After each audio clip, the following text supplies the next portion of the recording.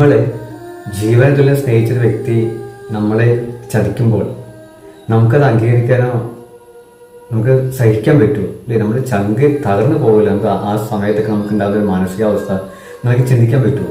നമ്മുടെ കൂടെപ്പിറപ്പ് പോലെ ചങ്കോട് ചേർത്ത് നിർത്തിയ വ്യക്തി പെട്ടെന്നൊരു നമ്മളെ ചതിക്കുമ്പോൾ നമുക്ക് എന്തായിരിക്കും നമ്മുടെ ആ സമയത്തെ മാനസികാവസ്ഥ അല്ലേ? നമുക്ക് ചിന്തിക്കാൻ പോലും പറ്റില്ല പ്രിയ സഹോദരങ്ങളെ.